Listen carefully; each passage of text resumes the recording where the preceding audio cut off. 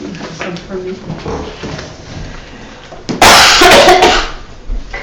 I'm so sorry, guys. Diana, do you have water for yourself? Yes. You do, good. Okay. Say again? Get some water? Okay, no problem.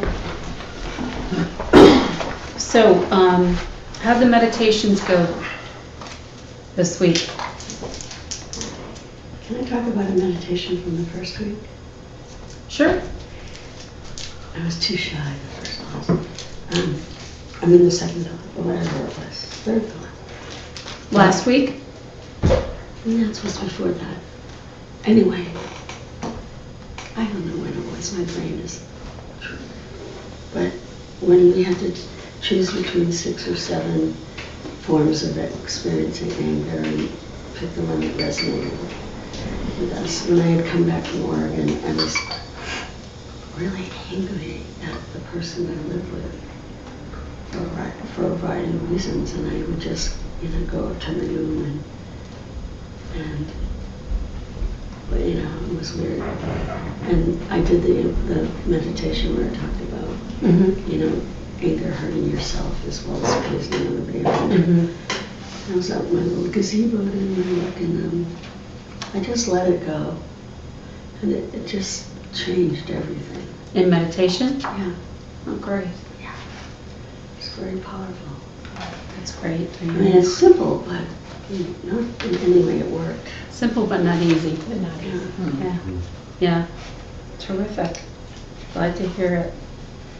So, I wanted to talk a little bit about some of the things that I felt that when I was explaining last week, I was talking about my understanding of emptiness and then changing things, and I fear that it was at best very confusing. So I wanted to just go over a couple things on that, and hopefully I've hopefully elucidated things a little bit for myself, so I was hoping to share that a bit with you guys. So it's what I'm trying to do is to convey a conceptual understanding of these things that but it's really your own taking it into meditation and your own insights that you're going to have that are going to be where you're at. I mean, that's my experience, that deepening my understanding. Hi, Claudia. Welcome. That's okay. Through deepening my understanding through meditation is truly the way to do it, to take the things, the different teachings you've had, many teachings on emptiness that you've had, take it into meditation, and that is where things are going to sink in. I mean, hopefully there'll be some, you'll experience some of that in class, but the place it really happens is on the meditation pillow, and that's why we're encouraged to meditate on emptiness every single day. So, I'm really, in the trenches there with you, trying to gather understanding and working towards the direct perception of emptiness. So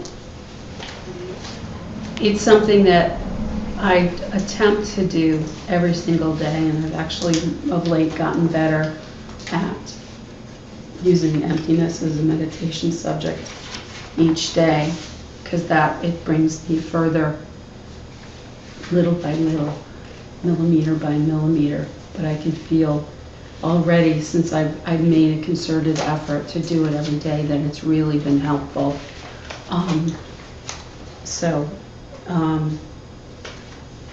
I recommend that even if it's 5 or 10 minutes, when you're waiting for the bus or you're waiting in line. Well, in line's hard because you'll be standing, but there is standing meditation, as Doug Wienhoff shared with us. But you can do it in shamatha, you can do it sitting, you can do it in a number of different ways. But if you have a few moments, you can do some breathing in of clarity and breathing out relaxation, as Doug Vinahoff had us do. And he's coming back too, right? Yeah. What dates is he coming The back? Well, I weekend think after- before Thanksgiving? Weekend Yeah. before Thanksgiving. Weekend before Thanksgiving. And if you didn't go to any of his teachings the last time he was here, I recommend it highly. Like, I got a tremendous amount out of it, and I really need a refresher. So I'm very happy that he's coming. He's very down to earth and approachable, and a really good meditator and good teacher. So, and his method, I feel that I use it as a springing off point, where I do the breathing in of clarity and breathing out of relaxation, which helps with dullness for the clarity, and agitation with the relaxation. I feel that I can do that, and then I can go to my object, which would be emptiness. So it's very helpful for me anyway. So we talked about changing things, and what I just wanted to reiterate and clarify is that changing things change moment to moment. It's not, that this glass is going to one day break and go out of existence, and as a form of any kind of a container. It's not that. It's that on the molecular level, everything is vibrating with that glass, and it's constantly changing 3 trillion times a second, according to quantum physics. That's how much these things that we see as solid are all changing, just that fast. So a changing thing also is a process, and it's in constant flux as the atoms are moving, and at the atomic level, it's just a vibration. So that's when we're talking about changing things, and so many things are changing things, that they're changing on that level, and that there's that many changes per second.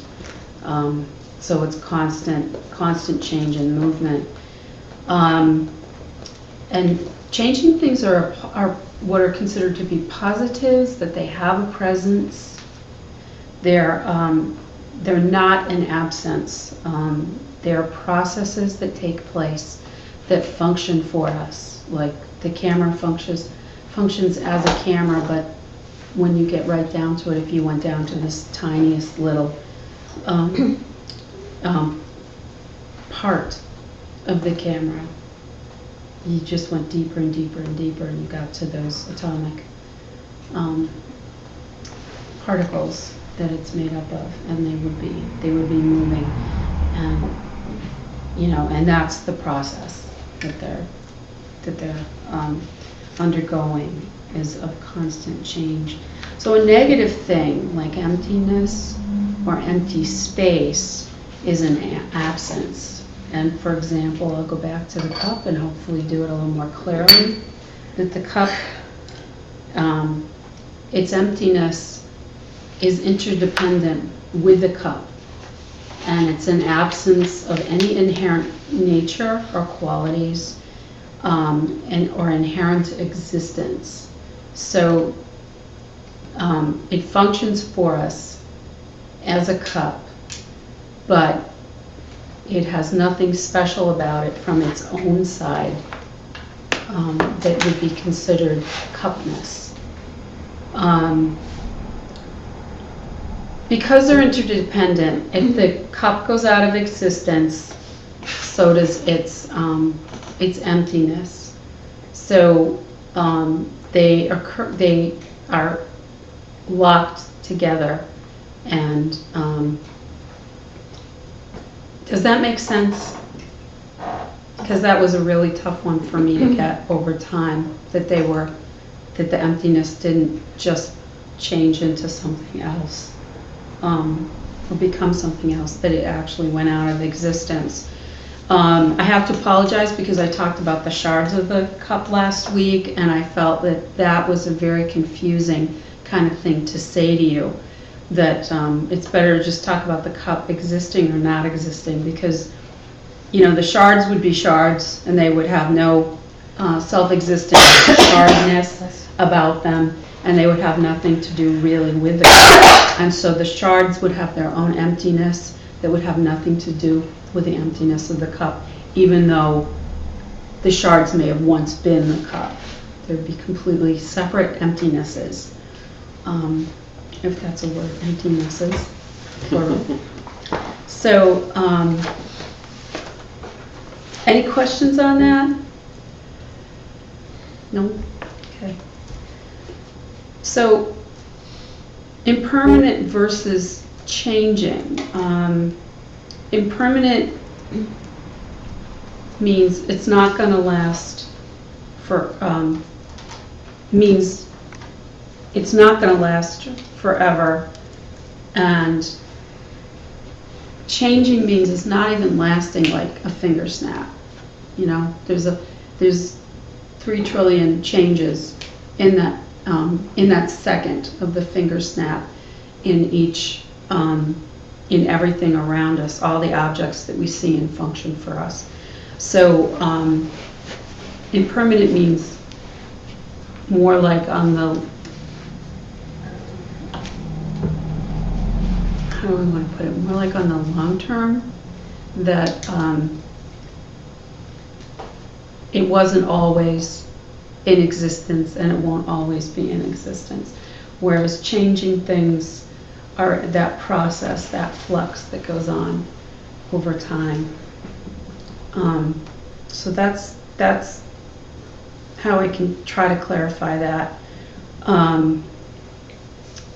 So moving on to empty space, you can't even think about it without thinking about an object occupying it, because we talk about, here's the cup, and there's the empty space that it's inhabiting, and here's the cup, and there's the empty space that it's inhabiting.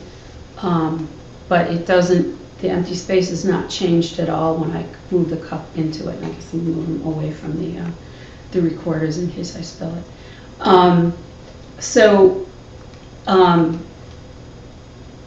Does that make sense?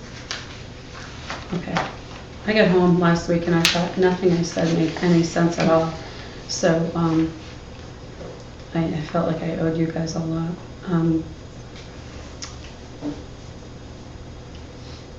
So empty space is like emptiness. It's an absence. But empty space is unchanging, as opposed to emptiness. No, they're both unchanging. They're both unchanging, but empty space doesn't go out of existence the way emptiness does when its object that it's interdependent with goes out of existence. So empty space is all around us. It's what all of the objects that we see that function occupy. And does that make sense? Mm-hmm. Okay. I hope this is clarifying it a little bit for you, because it certainly did for me. I actually sat down along with Jesse for a while and talked with them some ideas through and my understanding through. So the idea, the thing about emptiness is that when we accept it as the reality that things are empty, we accept it fully and deeply in every part of our minds. That things, then we'll accept that things are empty of inherent qualities. We'll accept that the things are,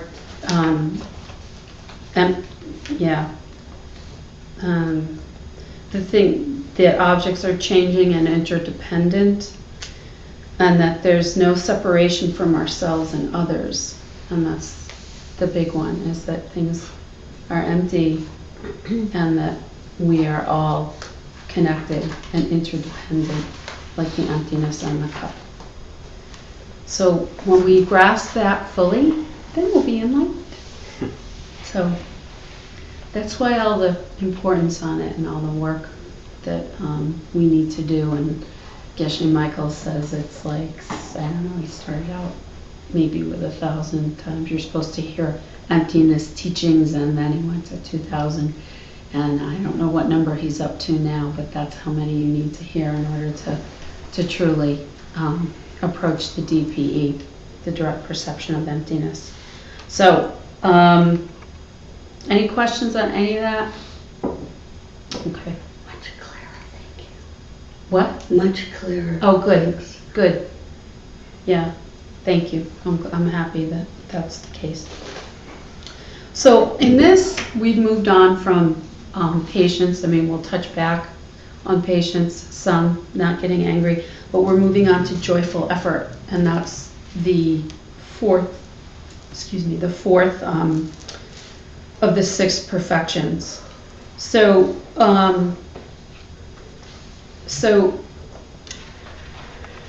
what are the first 3 perfections? Diana, do you know what the first one is? Patience, No, generosity. we just did it. Ethics. Oh, Um, what do you mean we just I did think that? it's generosity. we did it last week, so that was the Oh, okay, that was the sorry. 3rd. I can name them all, but not necessarily in order. Yep. Okay, cool. Well, they build on one another, so it's good to get to the point where you do know in order. It's given, and I always thought it was ethics, but it's given. Generosity is They don't, in this, Reading. well, at least in the long run. Well, yeah, in this text, they start with ethics, Yeah. but generosity is sprinkled throughout the whole thing. That's the way I understand it, so it doesn't actually have its own section, which is why maybe you thought ethics was the first one. You mean Bodhisattva's way of life? Yes. You're talking That's about it, that's the it, that's it, yeah. Master Shantideva's Yeah. work? Yeah. Oh, okay. I didn't realize that. I didn't Is go that right, over Bob? 10. Debate it. What? Can we debate that? What? Want to Can we debate that? debate that? That's what I thought. I right? We have a candidate for debate, but I don't recommend going in cold with Bob in a debate. No, Bob, that's So you're not saying right. in the book that there's no chapter on giving? I didn't think that they addressed it first, that it Well, was that's all not the what way you said. through it. All right, I don't have my book with me, but That's I- not what you said. You said it doesn't have its own section. That it was sprinkled around. Yes, I did say that, so that's not true? So you're saying it does have its own section? No, I'm saying it doesn't have its own section. So you're saying the 10th chapter isn't the chapter on giving? So I'm saying I don't know what the 10th chapter is, so you're right. Yeah. So And the what I 10th wanted to- chapter is the chapter on giving, and he waited till the end because he said that's when he would have something to dedicate and give. To what, Bob? I'm sorry? That was when he felt he had something, he had then had something to dedicate and give away. Oh, You mean the That's why the he covered it scripture, last. The right, the book? Guide to the Bodhisattvas. Yeah, yeah. That's why he did it last. Okay. But then there's the whole story about the presentation of it, and there's a debate whether there were 9 chapters and 10 chapters, and so to make it simple, it's not everybody heard the 10th chapter. And that's so they didn't think there was a 10th chapter, so they just didn't hear it. I thought I remembered that when in the first class or something, we were told it was ethics, and I always thought it was generosity. And It is but I generosity. was making my notes, But that may have been my error. You mean the first class Yeah. course? Yeah, that might, because, so I was under that impression, but I do believe that most, besides Shantideva, In the writing- long run, when you go in Yeah, the meditations, the it's visualizations, it's the generosity. 6-sided room. okay, yeah. So we got the first one, what's the second one? That wouldn't be ethics. Yeah, I have the list here that you gave, and ethics was number 1. on Yeah, this I think it's list. correct. Okay, sorry about that. Okay. So you might want to change So that. in your notes. generosity is number 1? Generosity is the first one, Okay, that's what I ethics always thought. is the Yeah, second one. Okay. Patience is the third that we just did, and now we're on to the fourth, which is joyful effort. And they divide the 6 perfections into 2 groups.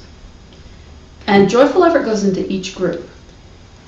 Okay? The joyful effort is in both groups. The first is generosity, ethics, and patience, along with joyful effort, help us to collect merit. It helps us in the process of the endeavor to collect merit. And that eventually becomes our Buddha body.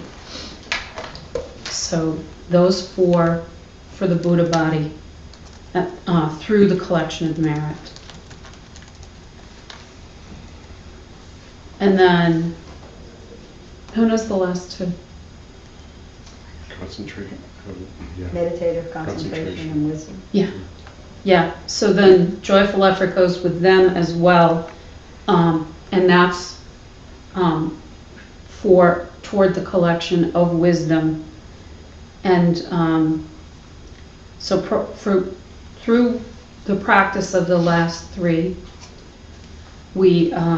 we do collect wisdom, and that will give, does anybody know what that gives us? Dharmakaya?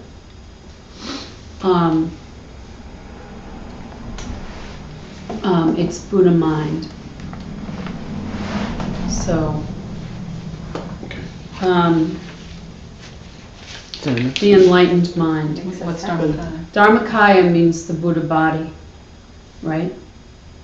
Yeah, the emptiness body, which would The Yeah. emptiness body, which would be the enlightened mind. So there you go, you're right. Thank you. I was just telling Jesse Saturday night that the Kayas get me a little confused still, so there I've been found out. So I'm still working on my understanding of those. So joyful effort is the perfection that is supercharged, and it's instrumental in accomplishing the goal. The 2 wings of Buddhism, wisdom and compassion. And it's so powerful, it goes with both wings. So, and so essential. So, for instance, generosity without the perfection of joyful effort isn't, it's really not what we want.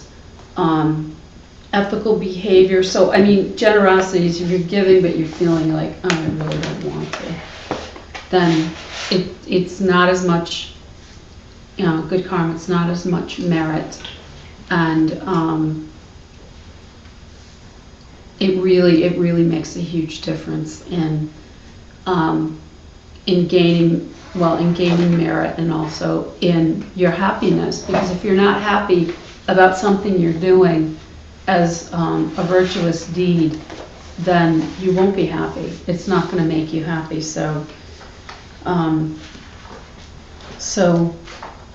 the happiness quotient needs to be charged with joyful effort, because if our prime directive is to practice happiness, as it's been from Lama Maru, then this is the perfection that's going to boost us to get there. So trying to practice ethical behavior and, say, finding a wallet with money in it and returning it to the police or to the front desk or to wherever so that it can get back to the owner, and actually, going home and thinking, I really wish I would have kept that. I really could use that money. So doing anything begrudgingly like that it's not the point. It's not a bodhisattva activity. So we need to be happy in our good deeds and not reluctant to do them. And I know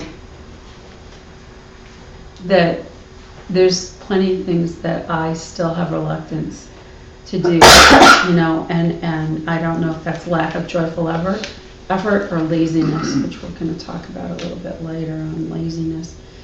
But it really does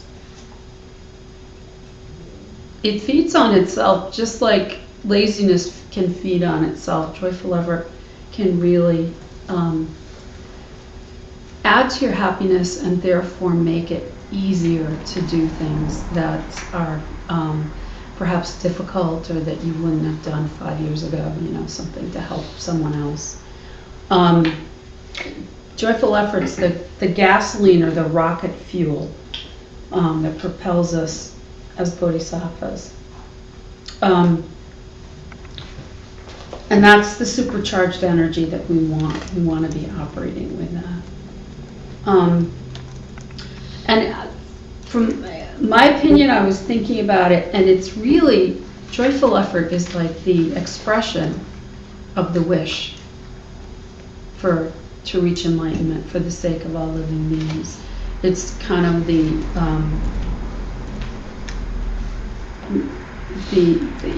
the active version of it, that you're really trying to help others joyfully. So next I wanted to move on to the reading. So if you could go to page 66 and get your homework out too. 66 or 67? I have 66. Where do the verses Oh, start? no, it is 66. Is it? Yeah. Oh, I'm talking about the verses too. Yeah, 66. Okay, great. Claudia, you want to read? Are you there? Yep. Once you have practiced patience, begin your practice of effort, for enlightenment lies in making these kinds of effort. Without a breeze, they never flicker. And just so, in the absence of effort, merit can never occur. So, in this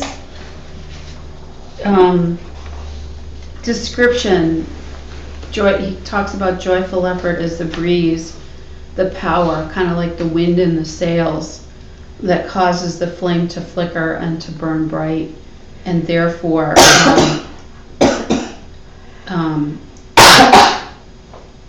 just power our patience so that we have the energy and the will and the wherewithal to resist getting angry.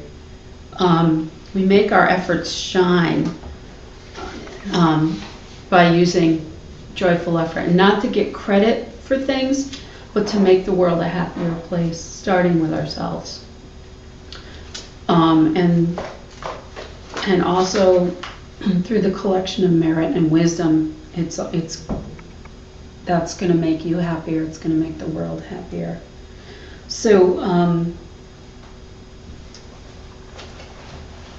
if you can go to 68. Janet, you want to read? It's just a little verse there. What is effort? It is joy in doing good. So that's the whole 9 yards of this perfection. It really is. It's seeing virtuous activity for the great opportunity. It is enthusiastically taking delight in whatever endeavor that you can help another person, or make peace, and generally make the world a better place. Seeing everyone and everything as a teacher and as a teaching, and its cause to plant karmic seeds. So, we were talking about the wish-giving jewel and the hidden treasure. And so these opportunities, the joyful effort will help us dig in when we have these challenges and opportunities in order to, dig deep and find a way to muscle through the mental afflictions and beat them at their own game. So joyful effort is a necessity if we want to reach, if happiness through freedom is the goal. So, and it also makes the practice fun. It really, there's a reason they call it joyful. Sometimes they call it just effort, but the joyful is inferred through, the fact that we're working toward a joyful goal. And the question 2 is right on 68, and actually you just want to quote those lines because that's a good line to remember. It's pretty easy. So it's much easier if we try to rehabituate our thoughts positively on all occasions. So when you're finding yourself in a negative mental spiral, joyful effort will help you to turn that around and to actually, the way I look at it, it actually helps you catch it. Because if you're working towards being more joyful and you find yourself going down that, that path in your mind, the joyful effort's going to help you catch that a lot sooner. And if we contemplate what the joyful acts are going to bring us, and think it through logically, it will help us. It will help us. So, now if the path is the goal, we must be happy on the path. If the path is the goal's going to make us happy. So if the path is the goal, happiness on the path is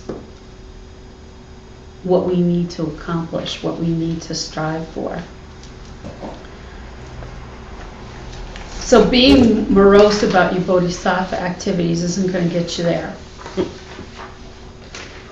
And it's not going to help in the 5 other perfections and the rest, because just like being angry, grumpiness is going to alienate people, and it's going to keep you from wanting to do anything helpful at all. So it's the grumpiness factor and the anger is, kind of samey with the lack of joyful effort.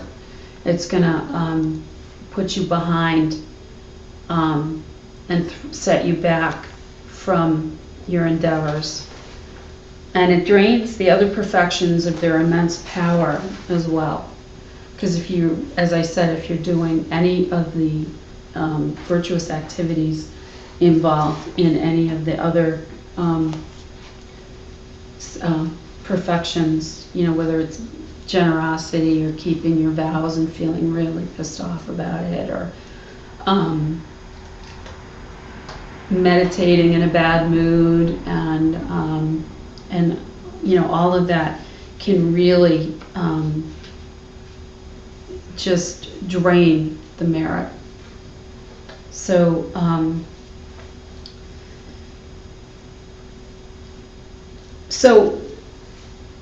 with joyful effort, it helps us to get excited about our practice. If we can generate it and do activities, and doing activities, service with other people is really helpful in order to light that fire. So some of the things that Lamaji says in order to have us be more joyful is that we need more sleep. Most likely, most people need more sleep than they're getting these days. That reading any kind of spiritual materials, and especially like before bed, is really inspiring and very, very helpful. But any time during the day that you might pick up a magazine or something like that, if you have a book with you, it's a good thing to make it some sort of dharma, and therefore be exercising your mind in a way that's going to improve it through your practice. So he also says, don't wake up to an ugly, obnoxious alarm. It's something that we've all heard before. And it's easy enough now on your phone or something to get a little chime, so it's a little gentler to wake up to. Because some people, I need an alarm. I absolutely have to have an alarm. So far. So I guess that's not absolute, but so far I haven't been able to function without using an alarm, so I got a nice chime that I wake up to. Because it doesn't piss me off the first thing I wake up. Oh, I think I'll do my lull now, my morning lull, now that I've been annoyed by my alarm. And he also talks about, how does he do it? No TV. And going on a media diet as well for radio and magazines and all kinds of things that are going to bring you lots of bad news. So, the recommendation is to not fill your head with bad news. And I'm just going over this as a reminder because it took me 5 years, but when I came back from summer retreat, I turned my TV cable off, so I don't have it anymore. And it's helped a lot. I mean, I don't know how I'd be prepared for this class if I had my TV, really, because I had a problem with it, So that's one way to take care of it. Go cold turkey. So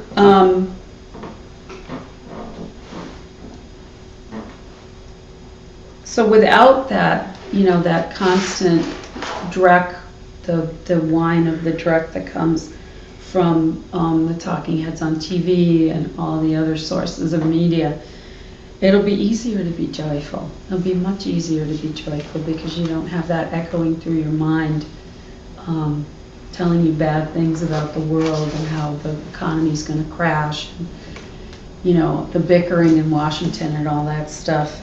Because believe me, you'll hear what you need to hear. Yeah. You'll hear what you need to hear, even if you stay away from most media sources. Let's go to page 69. And Bonnie, do you have that? Can you read the verse? Here I will explain the things that work against it. These are laziness, an attraction to what is bad, and the feeling of being discouraged, belittling yourself. So, who has the homework? Andy, can you read question 3?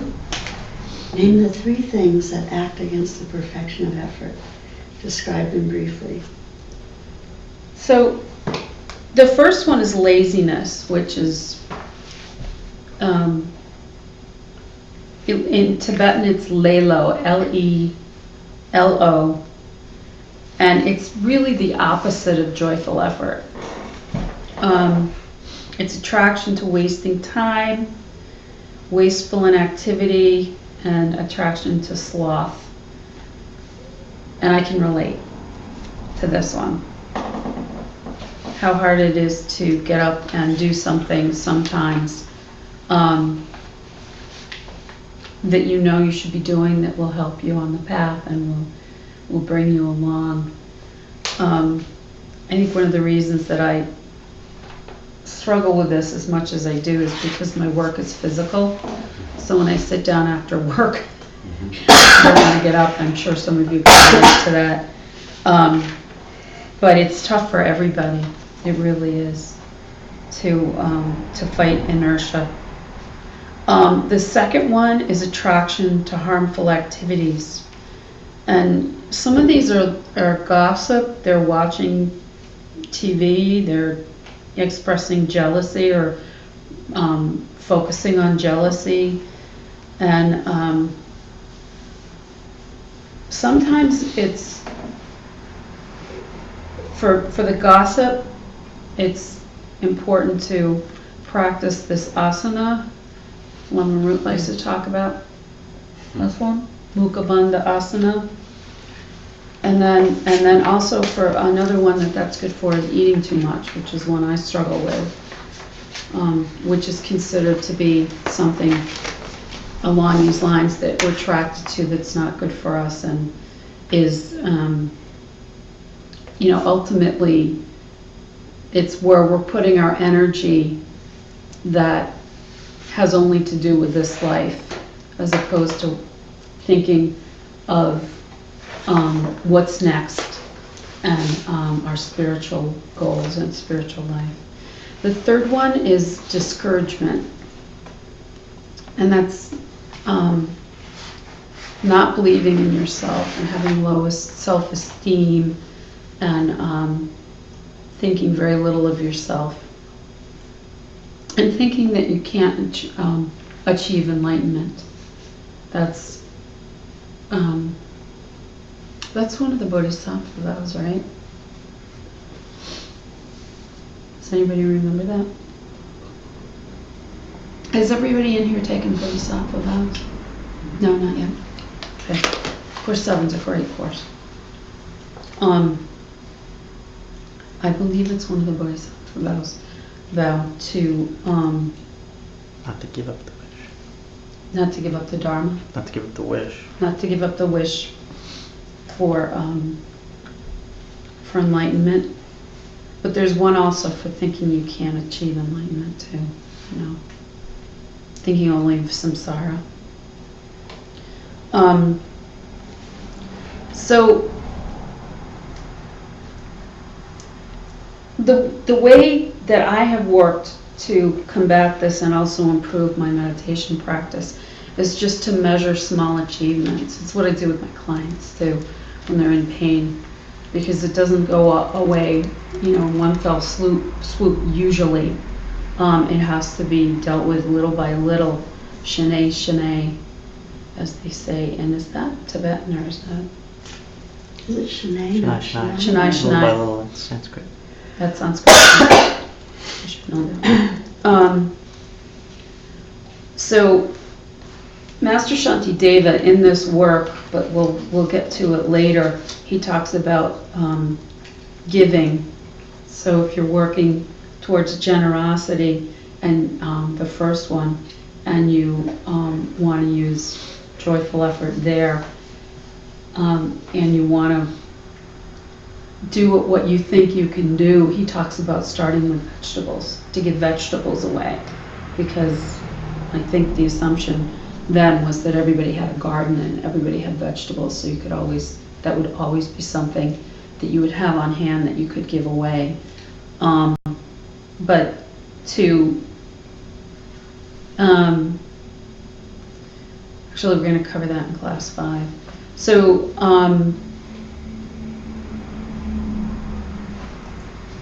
if you are feeling unable to give, joyful effort will help you to find a way to give, even if you're just giving somebody a shoulder to cry on, or you're giving somebody some sort of support that you can spend time with them, even if you can't do anything monetary or material.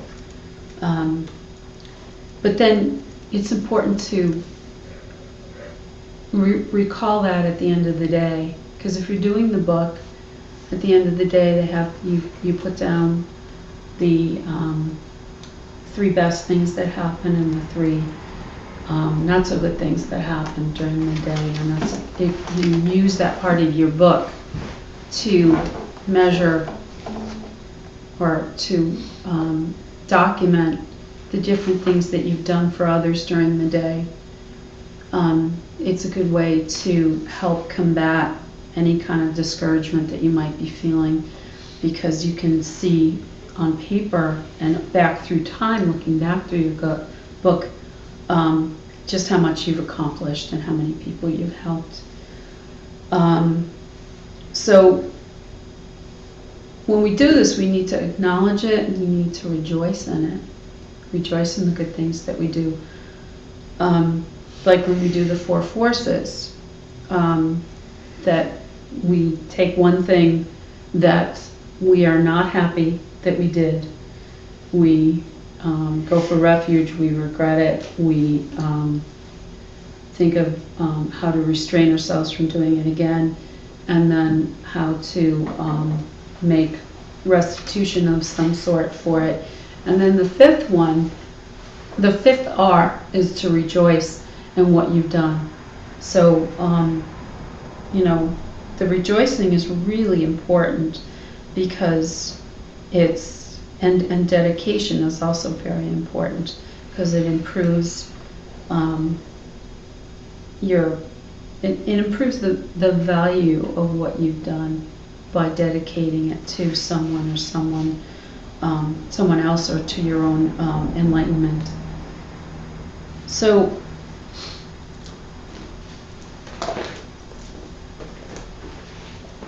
and the other thing about the four forces is once you've done it, if you're discouraged because you didn't help someone, you had the opportunity, for instance, and you didn't help them and you're beating yourself up later in the day because you didn't take some action.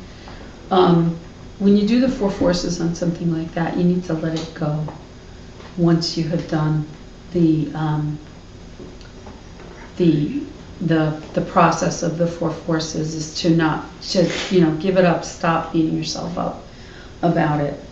So that's a really important part of the four forces. So doing these things can really turn the tide as far as your own concern and worry about your ability to be a bodhisattva and to become enlightened.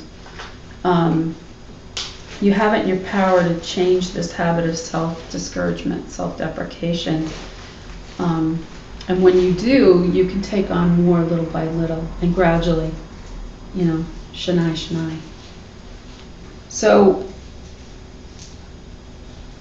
but with our bodhisattva activities, we still do need some downtime in order to be of greatest value, to be able to maintain our ability to be helpful. So Lama Root recommends that we take a Shabbat, a day off per week from practice and homework, etc. If you're inclined to still sit and meditate or keep your book or read something dharmic, then go right ahead, but take the obligation type of thing that you might have and put it aside for the day, and then do what you will to don't break your vows if you have any, but enjoy the day and get some rest. So Geshe Michael said this, and I like it very much. He said that we're not learning to serve as bodhisattvas, we're serving to learn. Can we go to page 70? Kevin, do you have that, the verses? Yeah. What promotes the feeling of laziness is sloth, the sweetest enjoyment of some pleasure, as well as craving for time spent sleeping, all leading to a failure to feel a sense of disgust for the pain of the circle of life. So,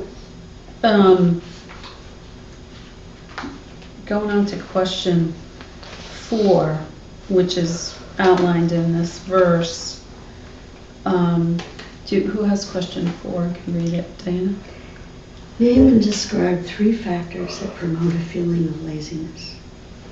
So, can anybody pick them out of the verse? The first one? Sloth. Yeah. So attraction only to worldly pleasures, things that are temporal and will disappoint us and cannot last. So things like, expensive meals, out, anything that tempts us to break our vows, any activity, collecting experiences, like doing things just for the sake of doing them, instead of as part of your practice and part of your path to enlightenment. And I put this on here. I wanted to see what you guys thought of this. That the bucket list thing kind of rubs me the wrong way. Like, it seems like it's just a collection of experiences that people want to have before they die. And I don't know, what do you think? How, from a dharmic perspective, do you think that can be a good thing? Or do you think it's more of like an idle thing? Could be both, And was on the list. yeah. Yeah. It's like reaching full enlightenment is on your bucket list. Yeah, or there you something. go. So I guess it depends on Yeah. the list. We're going to. But if you guys have a bucket list, make you want to take a look at what's on it. You know? Also, as you get older, you know, a lot of the things that you have aspired to do, hopefully, and for me, one of the things was travel. You've done a lot of it, and so I don't know. I'd still like to do more, but that definitely opens up your compassion and your consciousness.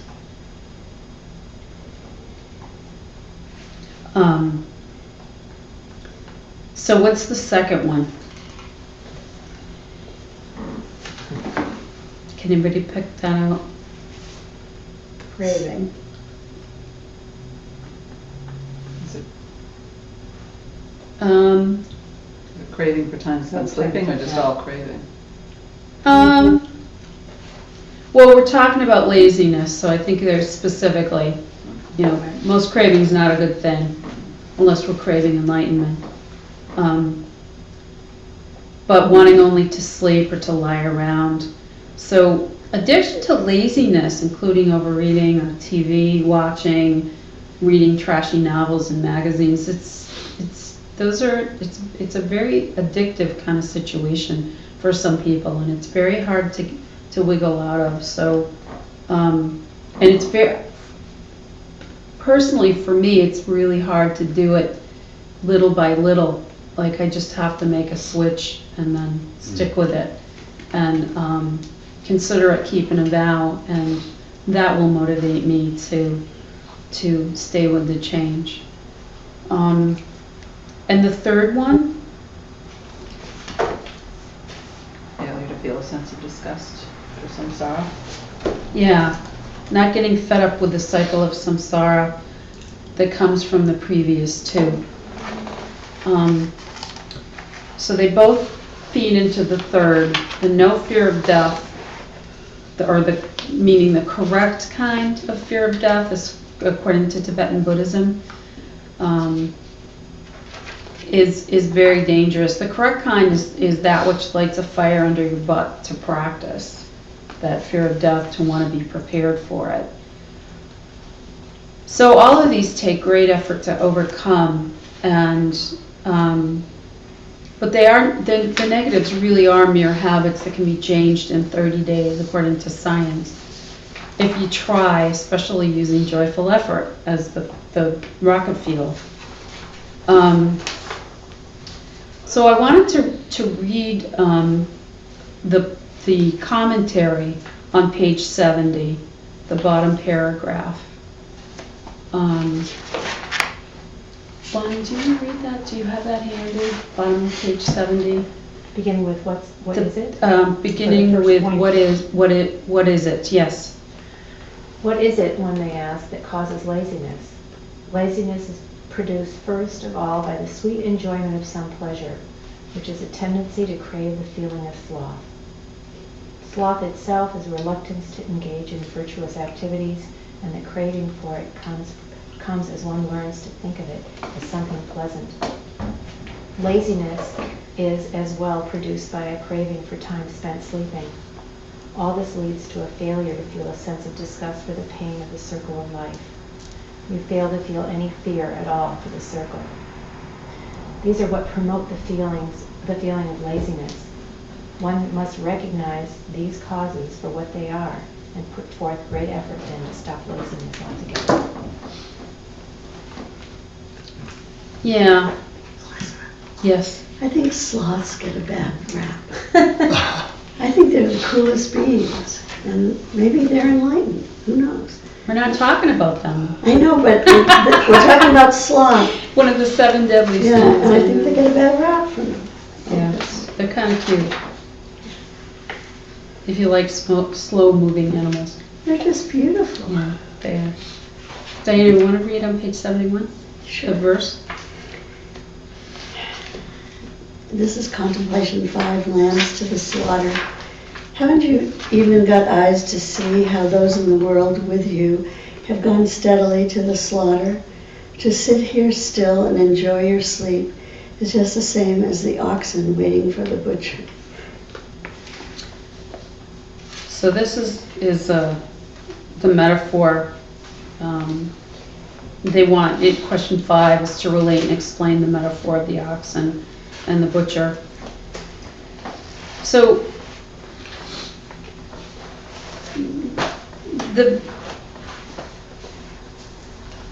what I got as being what Master Shantideva is inferring is that being satisfied by the suffering of samsaric life makes us dumb as cows or oxen. That we're the laziness, the dullness, and we can't see what's going on around us because we're entranced with what's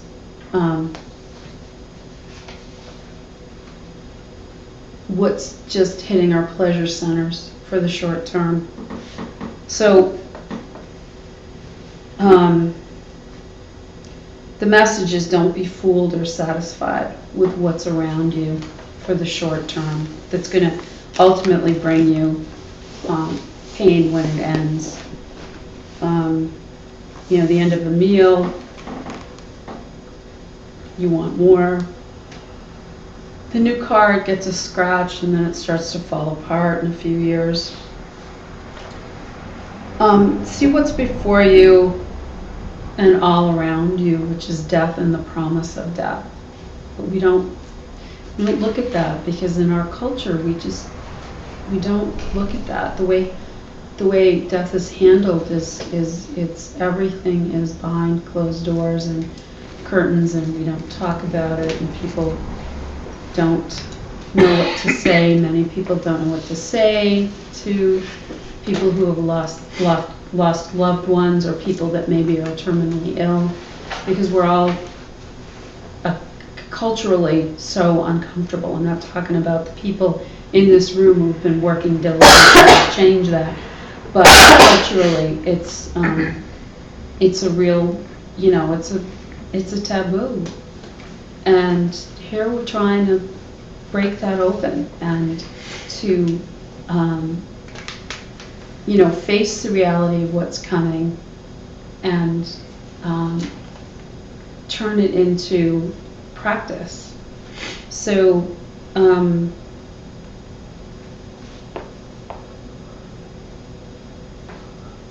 and so we need to wake up to the reality of our need to practice and not relax in the abattoir, which is one of my favorite words. It means, slaughterhouse. There's a Monty Python skit that they use the word abattoir in. So we don't want to end up in 10, 20, 30, 40 years saying at our time of death, why me? This is such a surprise. It's not just laziness that gets us, though, because we can be extremely busy and still be spiritually lazy. So, and it's very easy to do. It's much harder to fight that tide than to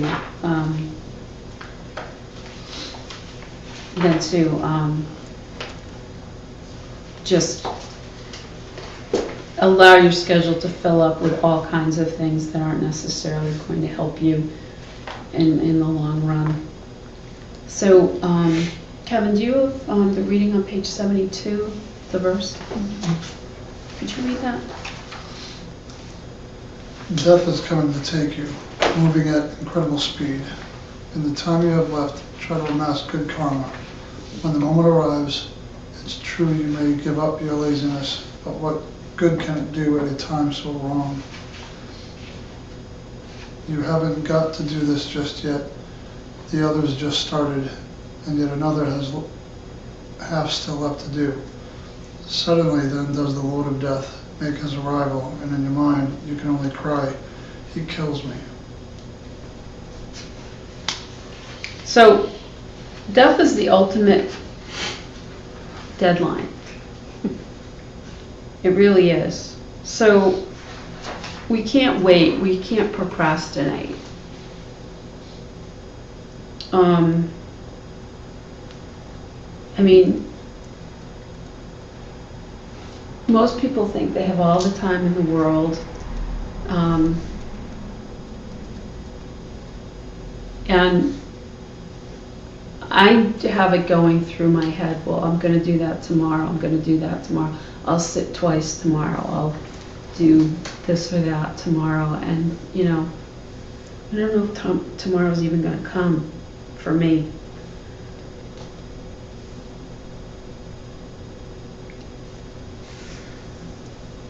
So we don't know when we will die. And death is coming sooner and sooner every day. So we know that death is certain, the time of death is uncertain, and that only the Dharma, which is, you know, our practice and our realizations, that will help us at our time of death. So, Bonnie, you want to go on to 74 and read the verse there?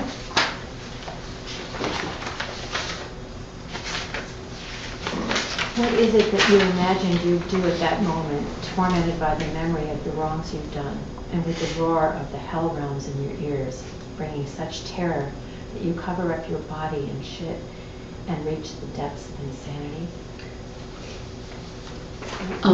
Who's got question 6? Kevin, can you read that? Name 4 experiences at the moment of death that Master Shankadeva uses to deny that we can do anything significant to help ourselves at that time.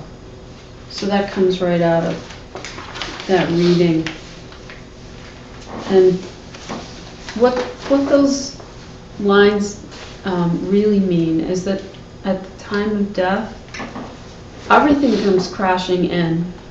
And you remember all the wrongs you did in your entire life, and they flash. I don't know if it's, I could say they flash before your eyes, but you have memories of them. And also, you realize the prospect of reaping the rewards for all that bad behavior. And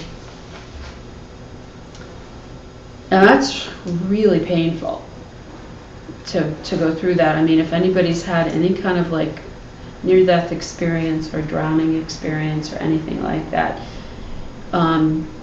you know, we know what it's like when we like almost get hit by a car, or we have some big start and the adrenaline starts going through the body, and you know, it's really, and that's very minor compared to what death is going to be like. So all your worldly misdeeds flash right before you as you die. And you can also, you know, according to the verse, you can hear the hell realms, which there's multiple hell realms in Buddhism, and that they're real, and they come from our own minds. So class 8 covers that. ACI 8, course 8, I should say, covers the hell realms, and it's an excellent course. It's a tough one, though. It's a real tough one. Bob And then, made it so understandable. what? Bob made it so understandable. Did he? Yeah. Craig's Very pretty well exciting. versed in it. It was my first class. What? Was your first class? It was. And you didn't leave? But what helped me, Bob, was the way that you would say it would be easy to diss this, but just, you know, consider blah, blah, blah. That helped me to get to them. Yeah. So, the whole idea about defecating on yourself, on defecating on yourself, that you're covered in shit. Oh, It's, self-defecating, yes. no, we talked about defecation I earlier. know, I know. The in fear and in death, your bowels just let loose, literally. And So that's pretty unpleasant. And the fourth one is that as your world is collapsing, so is your mind, and all the synapses are misfiring, and you have hallucinations taking over, and as your body is starts to stop functioning in all the ways that it does in a healthy body, that it's very fearful, very, very fear-inducing, and that you really go mad on your way out. It just seems like I've heard an awful lot of other experiences of near death. It doesn't, lovely ones, beautiful ones, you know. But they didn't die, right? They came back. No, but like Paul's death, that was beautiful. Well, that's because he Was was it a practice? practitioner. Right. Yeah. So I'm do you talking mean about it's like the bad scenario My of being father's lazy and death. not practicing. My father's death was beautiful. He was very devout Catholic.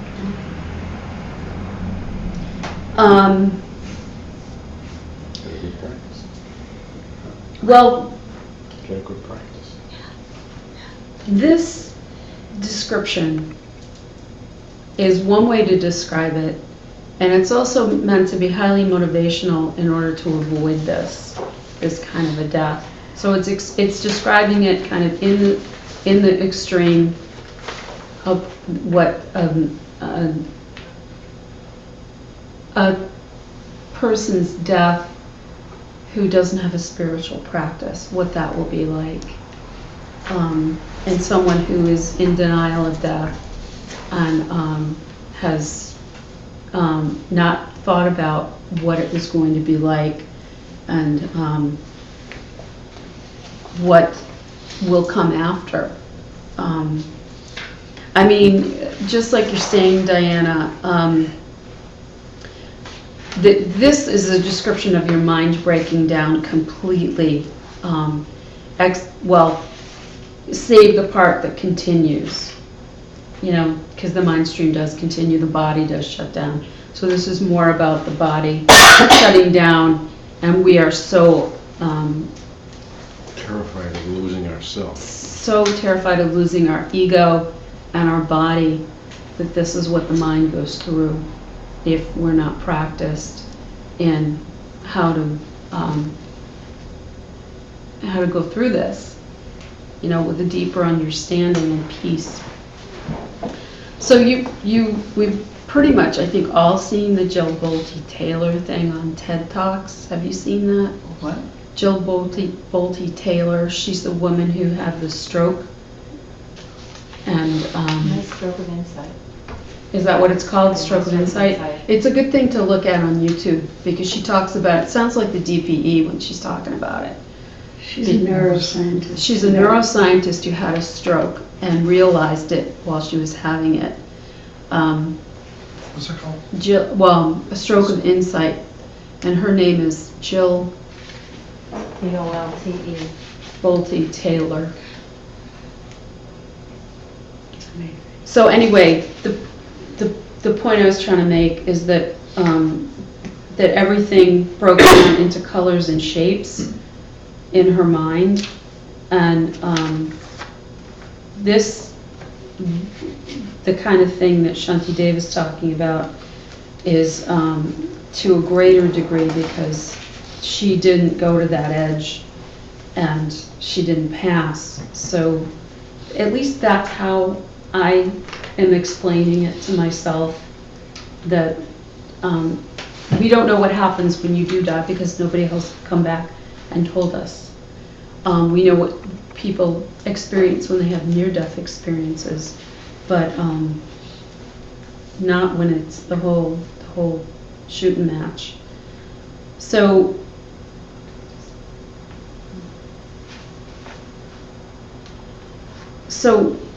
upon death, our world is literally coming apart at the seams and being destroyed, which is, it's got to be completely,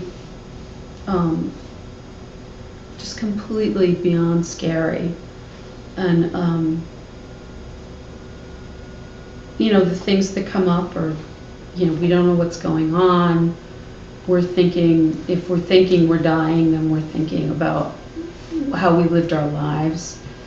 Our bodies are not functioning properly, and we're so fearful we can just let our bowels go, and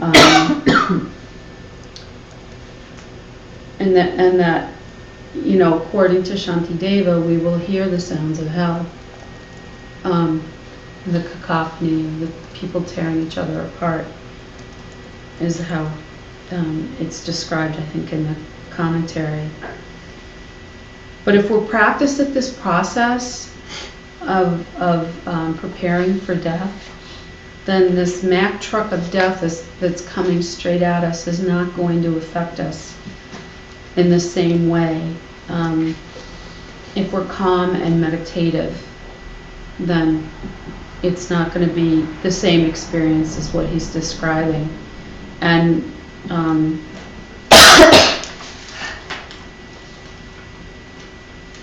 and that there's even the possibility that we could reach enlightenment upon our death. So that when we're going through death and we're going into the bardo, which is the period between death and rebirth, that we can actually become enlightened and not be reborn. So this is a possibility, and only in keeping our vows, doing practice that's solid and good, and really working towards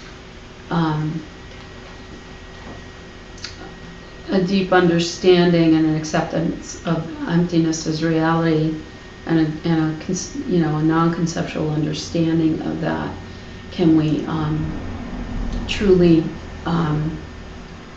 gather the merit and the wisdom in order to pass to enlightenment at that time. So that's a pretty big motivator right there.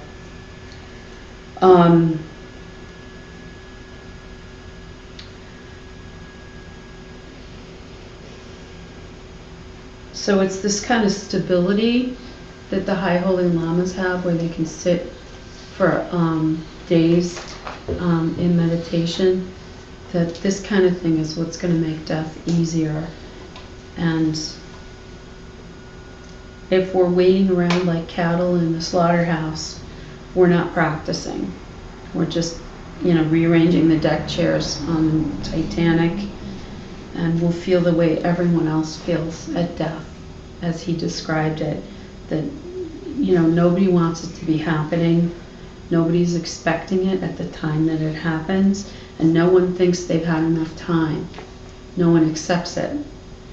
And we may pray, I don't want to die, when we're dying.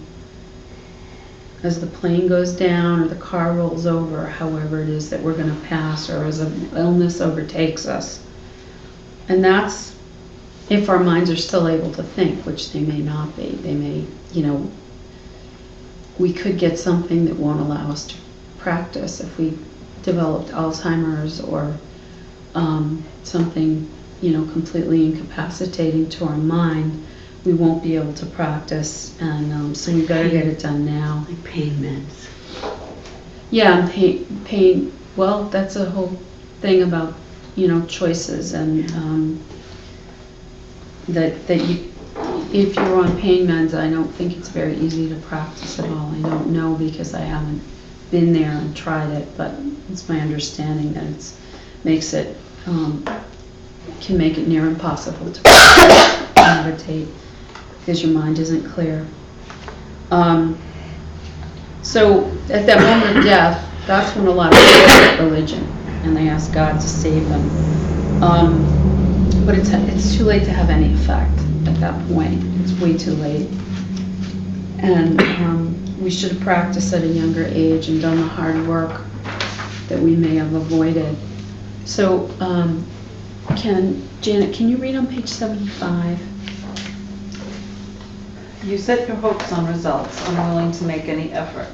Sufferings shower down on those least able to bear them. Already in the embrace of death, you imagine yourself an immortal. Cry out when sufferings come to destroy you. You must make use of this boat. Oh, I wanted to, can you read question 7? Do you have that, Cindy? Give 3 causes which Master Shantideva mentions that bring us to cry out in our minds as we are destroyed by death. So, these are our sufferings at death, that we realize we expected positive results without any effort, so no joyful effort extended at all. We just gave into laziness and, did not gather any virtue as a result. So this is what kind of the human condition is that we hope for, is that we can, when we die, we realize it doesn't work, but that we can get by with very little work. And when I say that, I just mean the people from evolution and the reptilian brain, I think that people want to conserve energy. And so when we evolved and stuff, that didn't evolve quite the same way. And so we still look to get away with what we can get away with. And I'm not talking about you guys, I'm talking about people in general, that they want to reap the rewards without any of the efforts. We also expected we would be immortal. I mean, when you think about it, probably the way most people think most of the time is that they're never going to die because they're not making any plans for it. They may buy life insurance, but that's not selling very much these days anymore. That used to be something that everybody had. And I think that's indicative of the economic times, but it's also indicative of the time that we're really not looking at death. We're really just looking at the short term culturally. So part of our mind always thinks, I have more time, I'm going to continue, and we only grasp that we are going to die at our actual death unless we have a practice where we have looked at that and sat with that and worked to grasp it. And we become more vulnerable to sufferings we're enduring in death. And some of this,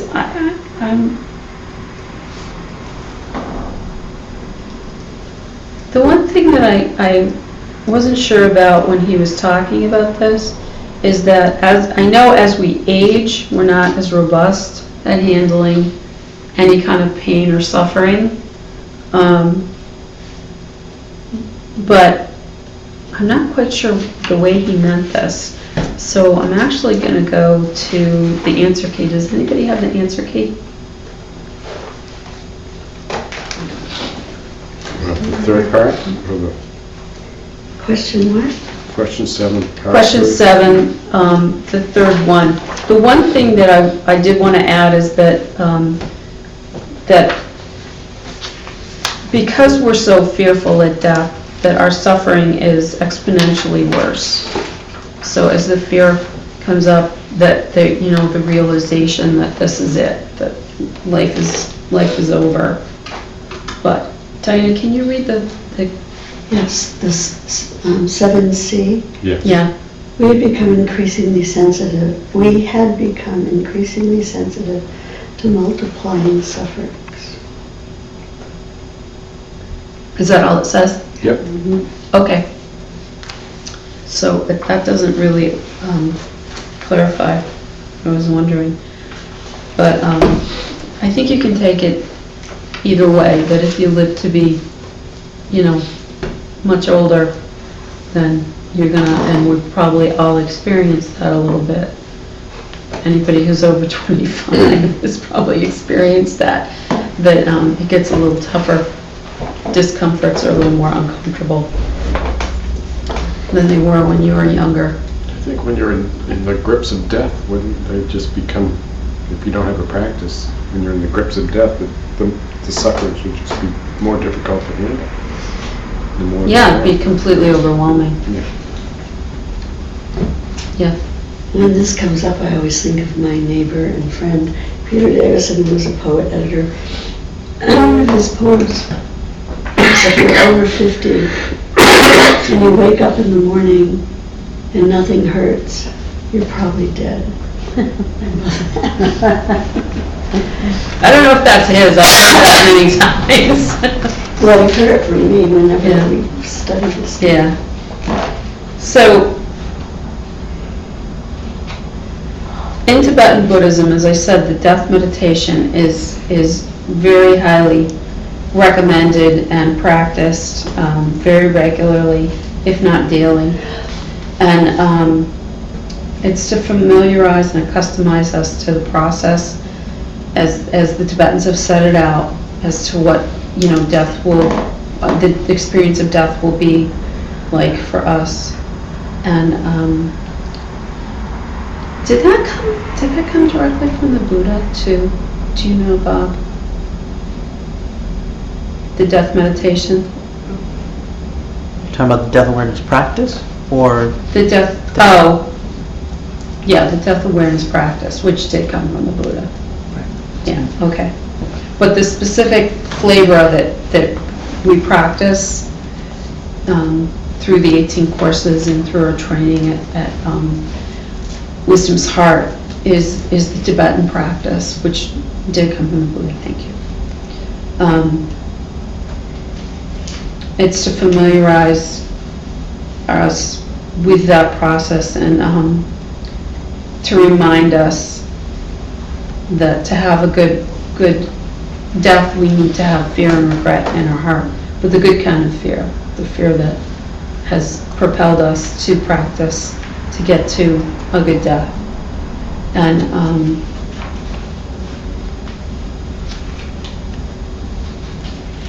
so Lama Maru encourages us to do a little bit on death in our morning lull. Does anybody remember how the morning lull goes?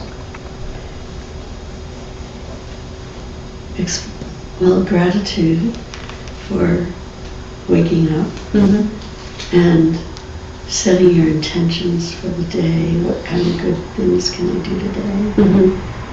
And if this were the last death awareness, if this were the last day of my life, what would be most important? Yeah. How would I be spending my time? Yeah. Yeah. And he always says, and nobody on the deathbed ever wishes they spent more time at the office. Yeah, that's right. So if we contemplate our death on a regular basis, we'll be more ready when it comes. And recently, you guys all know this, that a Sangha member died. I don't know if Kevin, if you know this, but he was a beautiful practitioner and human being, and he was so ready for his, he had prepared himself so well for death because he knew it was coming. And he was relatively young, he was like my age, and he was extremely peaceful and serene, and this spread out to our community, all those of us who went to visit him and pray through for him. Caring Bridge, that website. Yeah, through Brenda. And so he made it for our community, and his entire family, came and were able to spend time with him, and it was, that was the process that he was going through, and life slowed down around him to acknowledge that, because I feel like he was he dropped the pebble into the pool, and all the little ripples came out and touched us all in a very beautiful way. And I'd be forever thankful to him for that, and for being such a wonderful teacher and guide to me. So he was really ready for his death. That's the way I see it anyway, And not only and through that, his practice. Yes, Diana? not only that, I don't want to cut you off, but his son is, into filmmaking and stuff, and spent the last month of his life with him, which is pretty much what he had when he realized it had recurred. And just at his memorial service, Yeah, he did a beautiful he thing. just talked to us, and he talked about what was going on. He talked about, his bucket list, the riches in his life.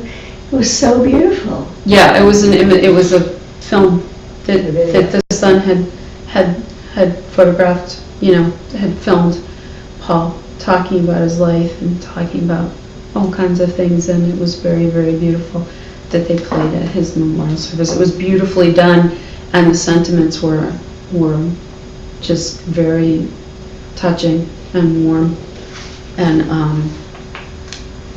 I don't know if there was a dry eye in the house, but it was very, very uplifting at the same time. It really was. So I was going to do the death meditation. So just take a couple minutes. Did we do question 8, the last one? No, we're going to do that after. Okay. I just want to do this now while we're talking about it. So if you want to get into a comfy position where you're comfortable but not too comfortable.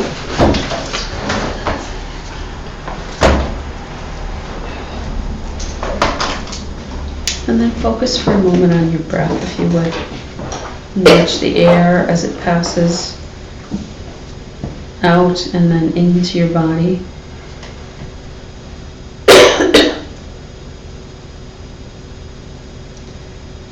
And see yourself walking along a road. It's lined with houses.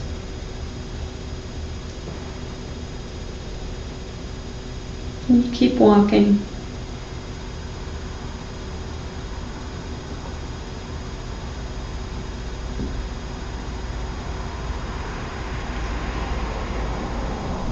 And then there's a house that you're somehow drawn to. You turn off the road and you walk up to the door.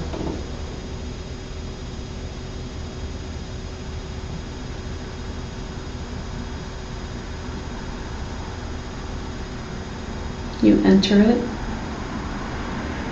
and there you're in a big living room.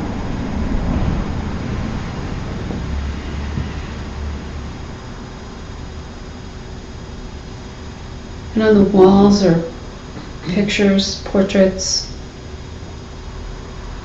of people that you know who have passed over.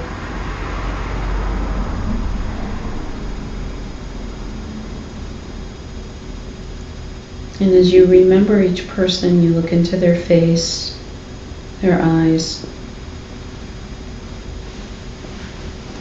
briefly.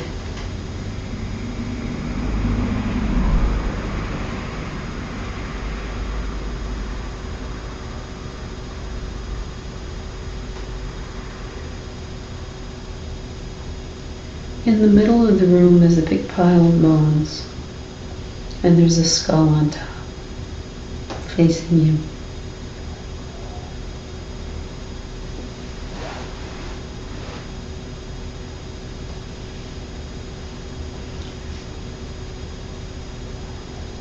This is a symbol of your own future.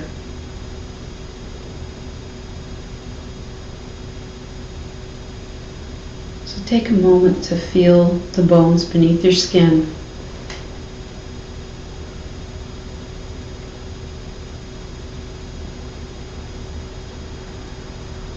And think about the flesh that's covering them, because even now it's starting to break down. You're getting older by the minute.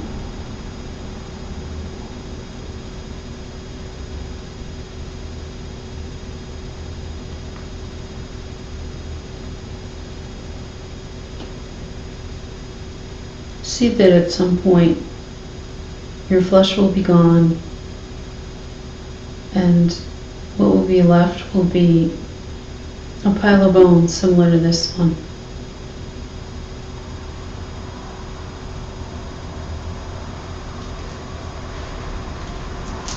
Then you see a door at the back of the room.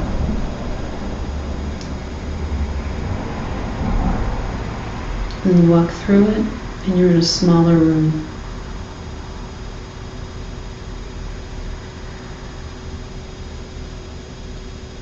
In the middle of this room, there's a glass case.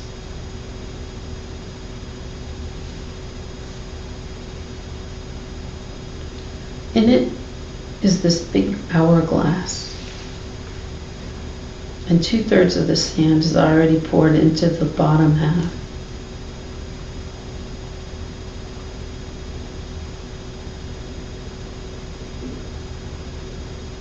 And you look at it and realize that each grain of sand still in the upper half of the glass is equal in number to the breaths you have left in this body before you die.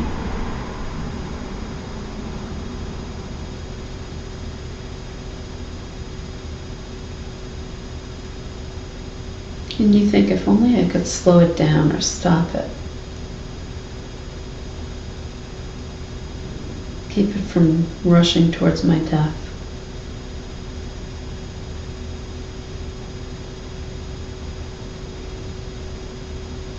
You try to break the glass to get at it, to try to stop it.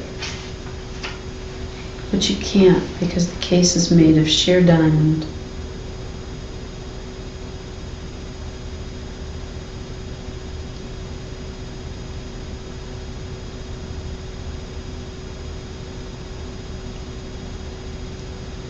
And you realize then that there's no way to stop the process. Death is coming, and there's nothing that one can do about it.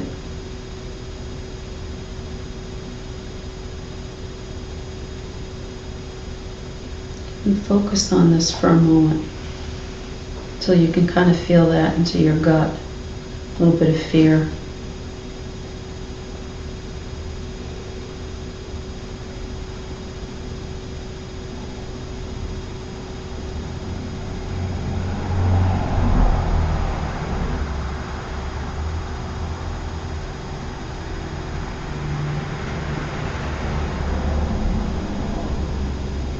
Sitting next to the glass case is a stand that has a wooden box on top of it.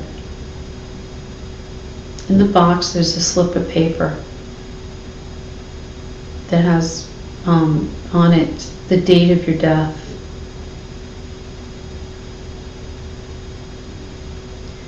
You try to get at it, but the box is locked.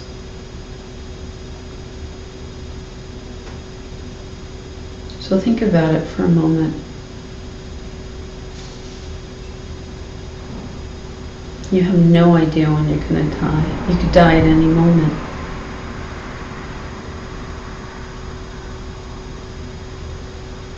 Think about your plans for tomorrow, for next week, for next year. None of your plans are certain. You have no idea if you're going to be able to see them through. Will you wake up tomorrow? You don't know.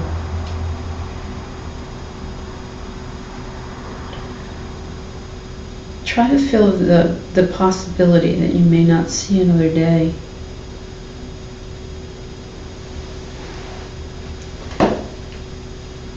And if you do wake up, what will you do with the time?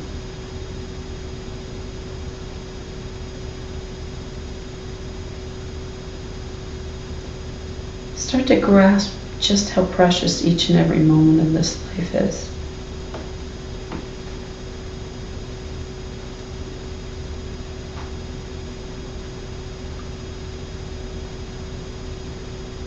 At the back of the door, the room you're in, there's a door. And you walk through it and into a glass hallway.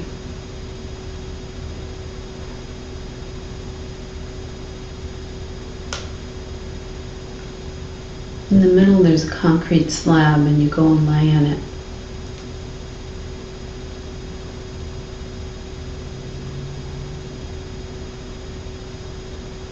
This is the moment of your death. Everything is fading away.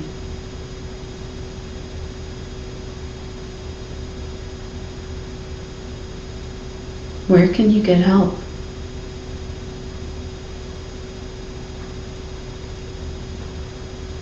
Behind the glass on your left are all of the things that you worked so hard to accumulate in this life. Possessions like a car, a house, money, important positions, authority, recognition. You look at them and you realize all of them are absolutely worthless, for none of them can help you now.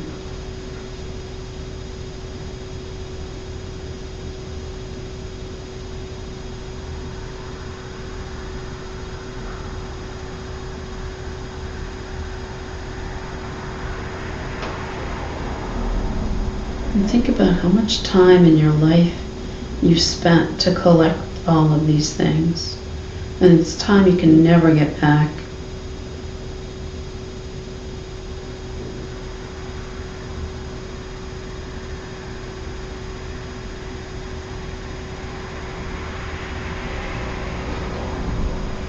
Behind the glass wall to your right, there's everybody that you love, all your friends and your family. They're all pressed up against the glass, but they can't reach you, they can't help you.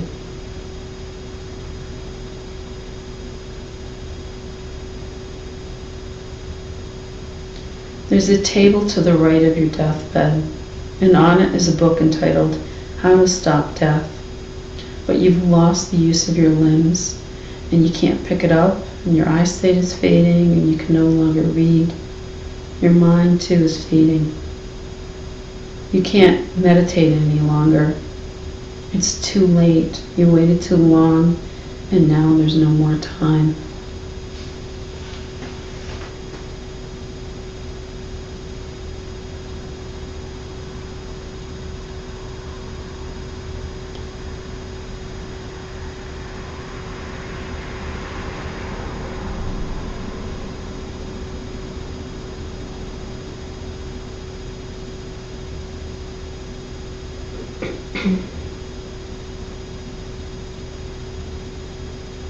Slowly come back to the present moment.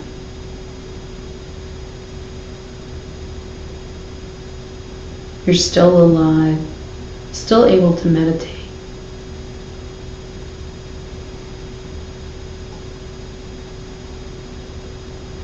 Rejoice in the fact that you can, that you still have time, and you still have a precious opportunity.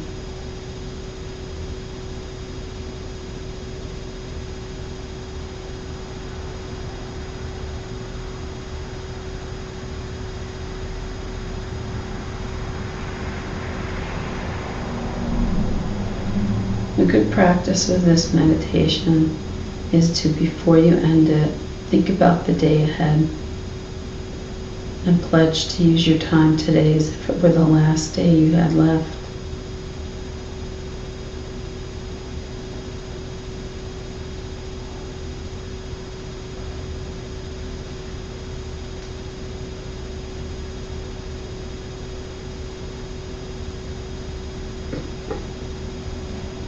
When you're ready, if you want to slowly open your eyes.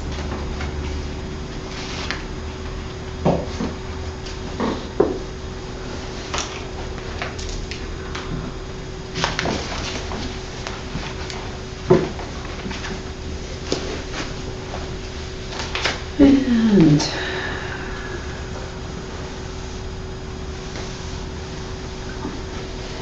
Craig, do you still have your computer? You're not open.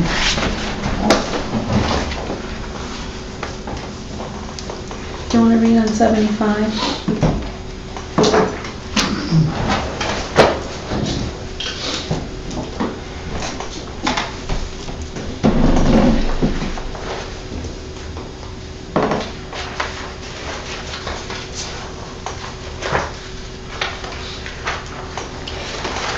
must make use of this boat, the human life you have, to cross over the great river of suffering. The boat is hard to find again later. Do not sit then, ignorant one, at this moment there asleep. Go ahead. You give up the highest kind of pleasure, the holy Dharma, infinite numbers of causes that bring you pleasure. Why is it you are attracted so much to being distracted by causes for pain, to busyness and the like? So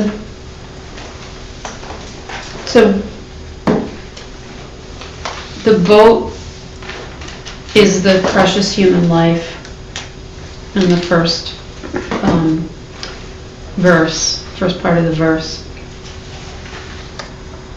And there's no guarantee that if we don't reach enlightenment and we are reborn, the odds are pretty slim. And I forget the comparison that's made. The golden turtle, the turtle and the Yeah. sea turtle, Right, Going And the through the golden golden ring. ring. right. once every 100 years. Once every 100 years. So the chances are that you'll get a human life in the next life is the chances that a sea turtle at the bottom of the ocean will come up, which he does every 100 years, and put his head through a gold ring at the circus. So it's pretty slim chances that you're gonna get a human life again, unless you practiced and worked very hard in this life. So the Buddhist masters really have the carrot and the stick down pretty well, that if we don't do remarkable things in this life, we'll just go all the rest to death in fear and hallucinations and just pain and agony and no peace.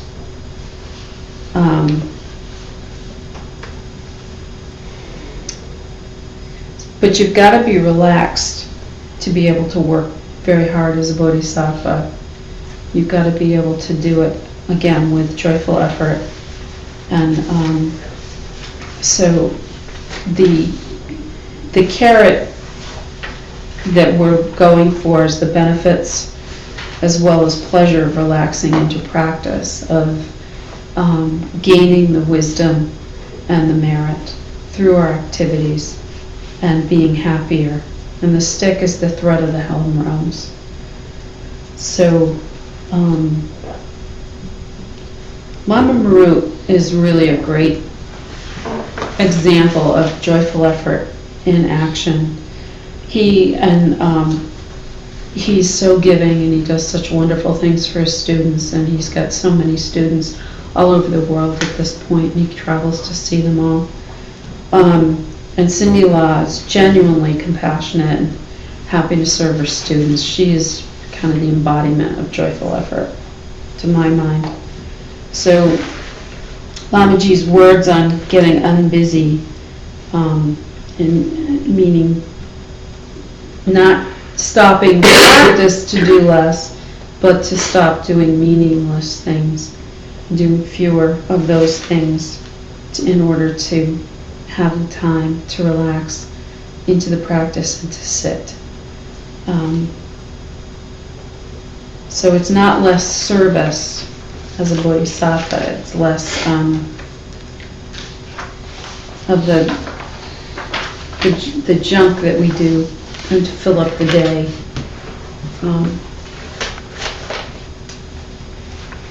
Because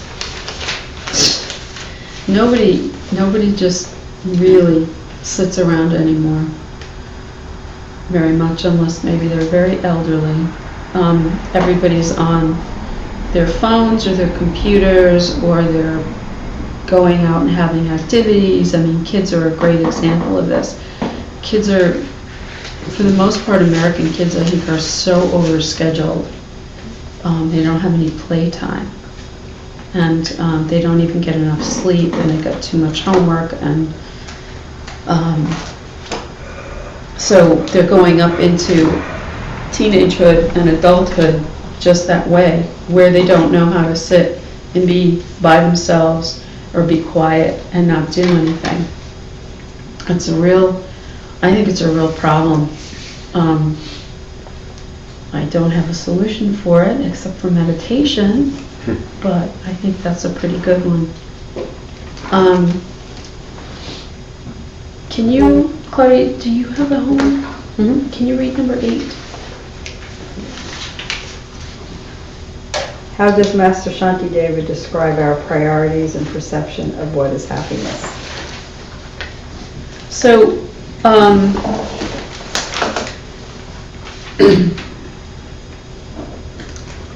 a lot of it's just bopping from one interest to another, one activity to another to bring us true happiness, even if it just entertains us in the moment. You know, it's going to let us down. It's not going to bring us true happiness. And a good example of this is jumping from thing to thing on the internet. It's so easy to, I'll speak for myself, it's so easy to sit down and check one thing and go to something else and then think of something else that you want to research for something that pops up in your head, and then you back and forth, and then you're going to recheck your email, and then you want to see if there's anything on the Facebook feed, and then what's the weather doing, and then, well, I'll see what's in my bank account, and then, you know, you can just jump around for hours and really accomplish nothing. I'm confused. Are you answering the question about what he thinks are the priorities? I lost you somewhere then. I'm talking about that, about Okay, What priority should not be. great. what they shouldn't be. Okay. Yes, definitely. Sorry. I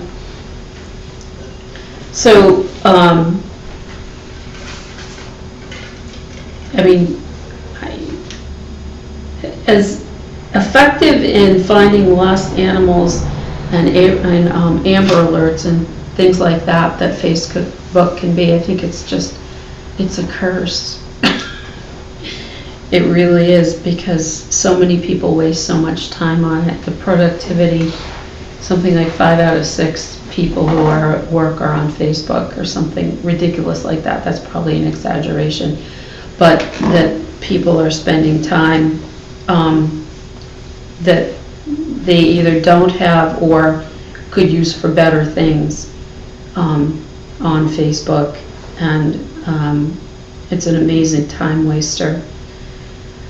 Even though my feed is all Buddhist-y and stuff, it has Robert Thurman and Sharon Salzman and all kinds of stuff like that, there's still stuff that I should just click off it. I don't want to see this, I don't want to see this, I don't want to see this, because it's so easy to get onto it and just keep looking at it. So there's my confession. So instead of Dharma,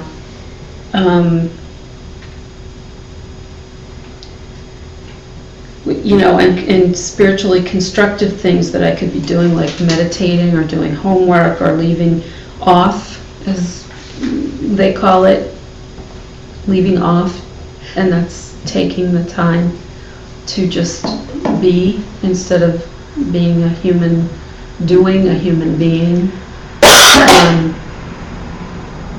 That's which we'll cover next week, about leaving off, I think. We seek pleasure in things that will ultimately bring us pain and do bad deeds to get what we want. This is more of the answer, Claudia. But isn't that what you were already describing? Yeah, it was, but this is a little more concise about you know, what, to boil it down a little more, instead of going off on tangents about what I don't like. That was right on target. Staying distracted through being too busy, and allowing our minds to stay unfocused and skipping from one interest to another. So that covers the homework. And does anybody have any questions at all? Okay.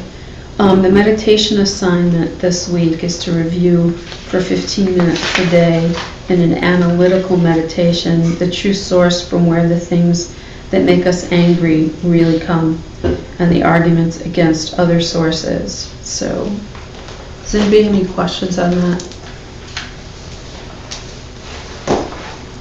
You can look back if there's any,